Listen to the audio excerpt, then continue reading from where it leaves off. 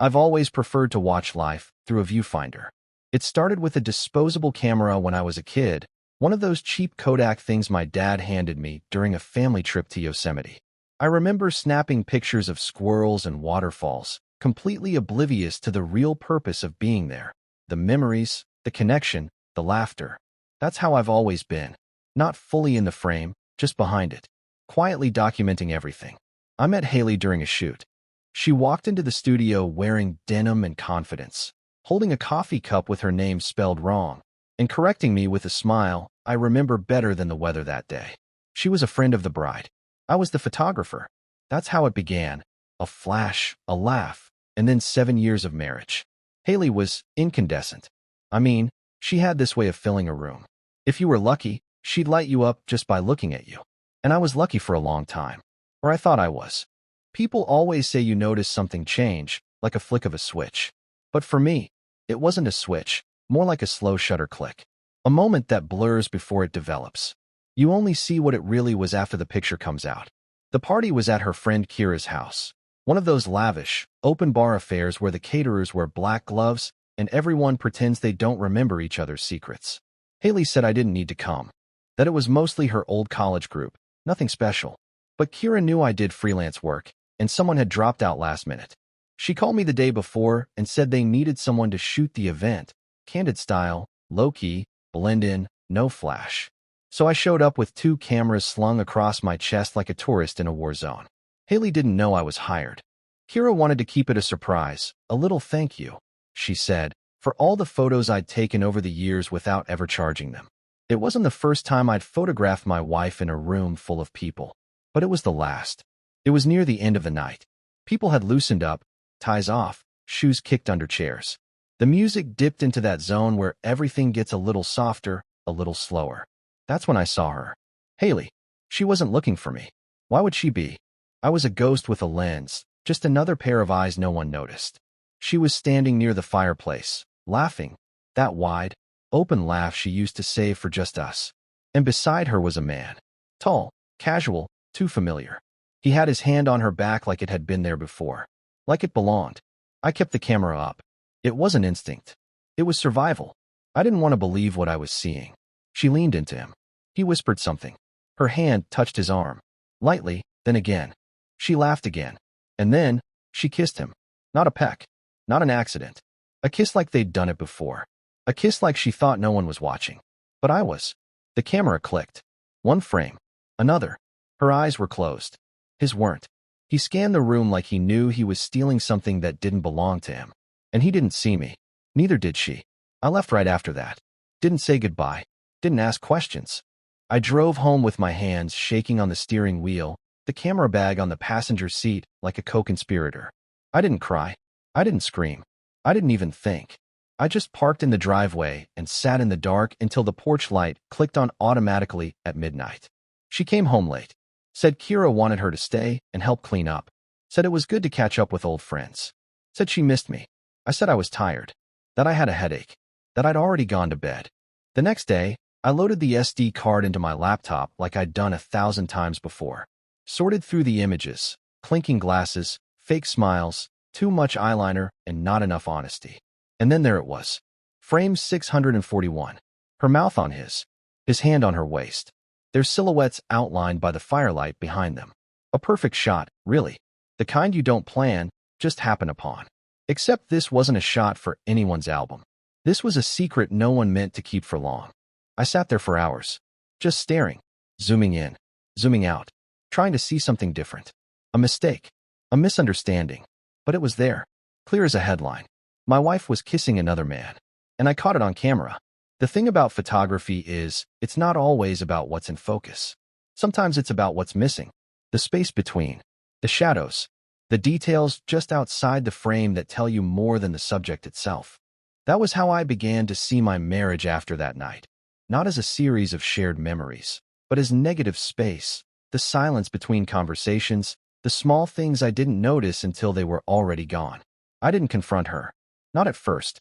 Instead, I printed the photo. Not large, not dramatic. Just a clean 4x6, matte finish. I tucked it into a folder and slid it beneath my side of the mattress, hidden like a secret inside another secret. It was a quiet rebellion, like I needed to feel the weight of it every night before I slept, to remind myself it was real, that I wasn't imagining things. For 2 weeks, I watched her, not like a stalker, more like a stranger inside my own house, learning her again. Her phone always tilted just enough away. Her texts typed with her body slightly turned. Her laugh a little too easy. And the perfume, something newer, stronger, like citrus and defiance. She still touched me, still kissed me goodbye, but her eyes didn't stay on me as long.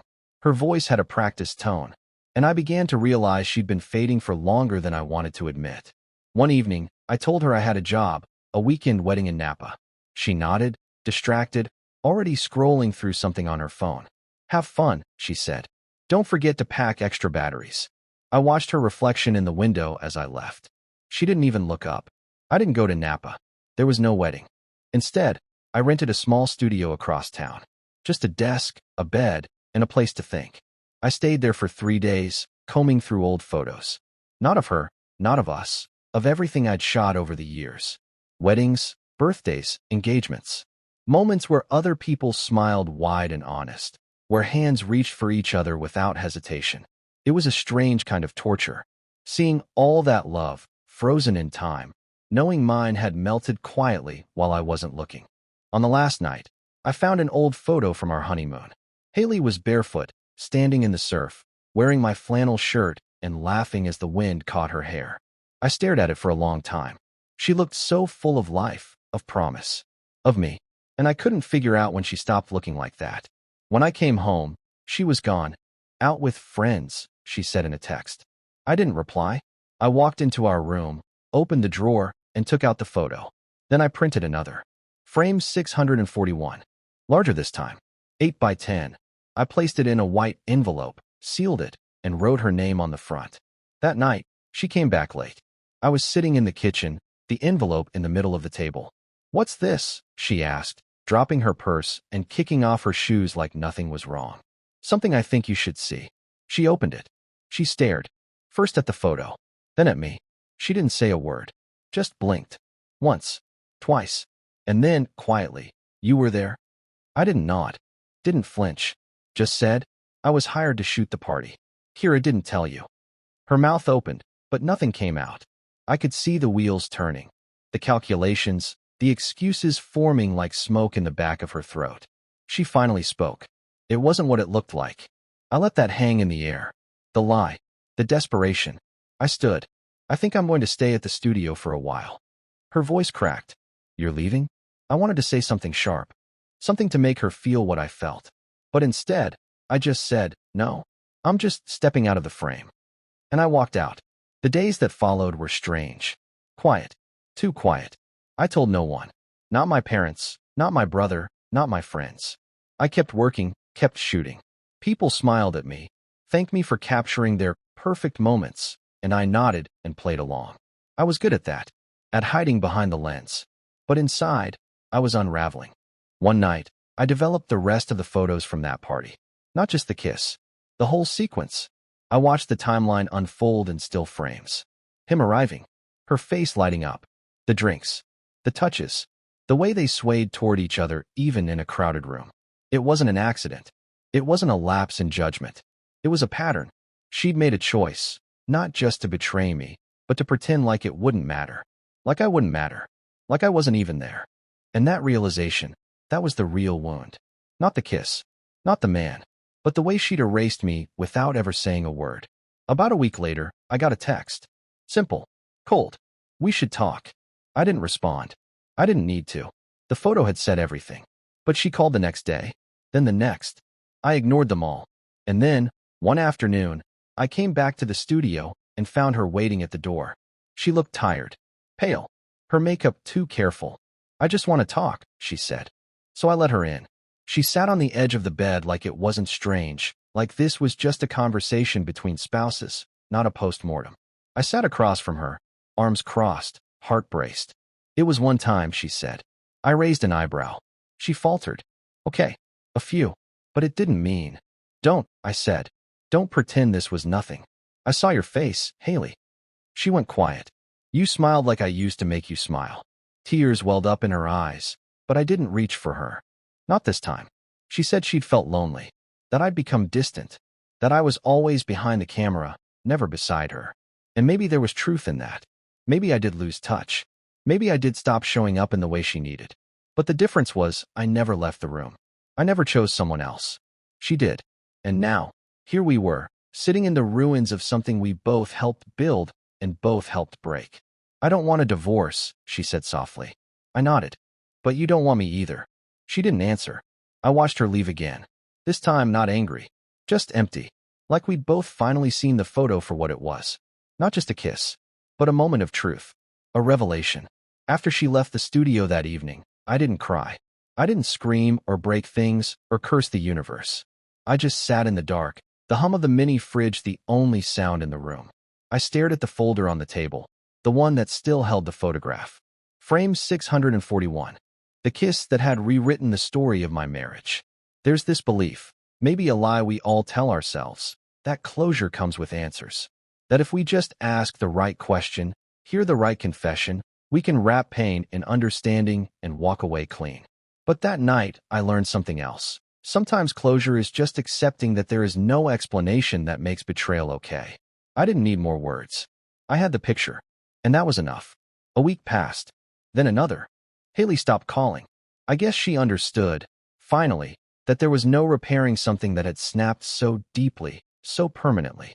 She moved back in with her sister. Friends asked if we were okay.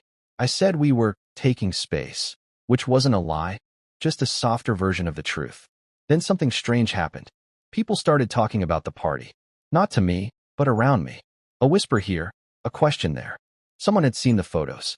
Not just the kiss, but the whole roll, the sequence I'd uploaded onto a private, password-protected gallery meant only for the event's host, Kira. Apparently, Kira had shared the gallery with some friends, who shared it with more friends. And someone saw frame 641. Then more saw it. At first, I panicked. It wasn't revenge I wanted. It was truth. But I'd never meant for it to become gossip. Never wanted Haley to be publicly humiliated. No one needed to see what she'd done but the two of us. But it was out. And once truth is exposed, you can't shove it back into the shadows. She called again. I didn't answer. Instead, she sent a message. You're making me look like a monster. I stared at those words. Not I'm sorry. Not I hurt you. Just concern about her image. I didn't reply. That week, I met with a lawyer. Not for drama. For protection.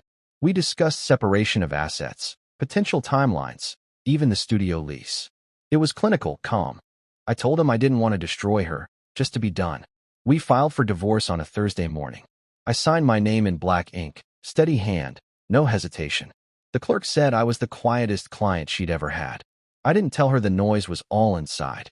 I just nodded, thanked her, and left the courthouse as a single man for the first time in nearly a decade. The strange thing about freedom is how heavy it feels at first. You think it's going to be light, this weight lifting, this breath you've been holding finally released. But instead, it presses down. Because now, you have to carry your life alone. Every decision, every silence, every frame of the story from here on out is yours alone to shoot. I moved out of our house, kept the cameras, the books, a few shirts. That was all I needed. Everything else reminded me of her. The shared towels, the old mugs, the tiny dent in the wall where we once bumped heads trying to hang a painting. She got the rest. A month after the divorce, I ran into her at a bookstore. She looked thinner, not in a way that worried me, just dimmer. Like something inside her wasn't sparking the way it used to. We nodded politely. No words. She looked like she might cry, or maybe say something. But she didn't. She just walked past me and out the door. And I let her. Not because I hated her. I didn't. I don't. But because sometimes, the most loving thing you can do for yourself is to stop trying to fix what someone else broke. It's been a year now. I shoot differently these days. Less weddings, more nature. Quiet places. Landscapes that don't lie. Light that doesn't cheat. I travel more. Take long walks. Meet strangers who don't ask about my past. Some nights, I still think about that photo. Frame 641. Not out of anger, but curiosity. What if I hadn't gone to the party? What if I'd stayed home, watched a movie, kissed her goodnight, never knowing? But then I remind myself. That night didn't end my story. It revealed it. She kissed him. She thought I wasn't there. But I was. I saw it all, and in seeing it, I found the truth I needed. Not about her, about me, about what I'm worth, what I'll tolerate, what I'll never settle for again. If you ever find yourself in the background of your own life, blurred and ignored, pick up the camera, look through the lens, and press the shutter. Because sometimes seeing the truth is the first step to finally being seen. By others, by the world, by yourself. And that kind of clarity, that's a picture worth keeping.